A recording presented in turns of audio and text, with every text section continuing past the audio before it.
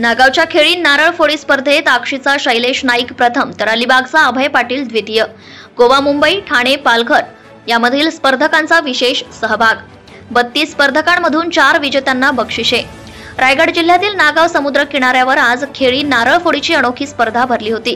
या स्पर्धेत एकूण 32 स्पर्धक सहभागी झाले होते। गोवा, कोकण, मुंबई, ठाणे, पालघर मधून स्पर्धकांनी हजेरी लावली होती। या स्पर्धेत भाग घेणारा प्रत्येक स्पर्धक हा वर्षभर खेळी नारळाच्या शोधात असतो। विशिष्ट अशा जाडीचा नारळ या खेळात वापरला जातो आणि एकमेकांवर नारळ आपटून ही स्पर्धा खेळवली जाते। या आगळ्या वेगळ्या अनोख्या स्पर्धेची स्पर्धक वर्षभर वाट बघतात। ही स्पर्धा पाहण्यासाठी प्रेक्षक वर्गही उपस्थित असतो। ही स्पर्धा आम्ही दरवर्षीच ठेवत आलो। आतापर्यंत आमचं 5-6 वर्ष असेल। स्पर्धेला आम्ही दरवर्षी मोठ्या लेवलला नेत आलो आतापर्यंत।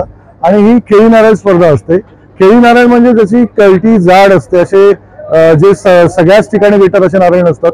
हे नारळ काही विशिष्ट म्हणजे प्रत्येकाच्याच वाडीत खेळी नारळ असेल असं सांगता येत नाही। तर ही स्पर्धा आम्ही सगळ्यांना प्रोत्साहित करण्यासाठी आणि इकडे नारळ फोडीचाच भाग आहे तर व्यवसाय म्हणून पण नारळाचा खप व्हायला पाहिजे त्याच्यासाठी पण ठेवत आलोय।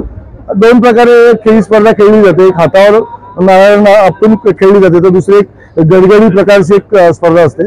एक खेळाडू इकडनं नारळ गडगडी फेकतो आणि समोरचा खेळाडू दुसरा नारळाने फटका मारतो।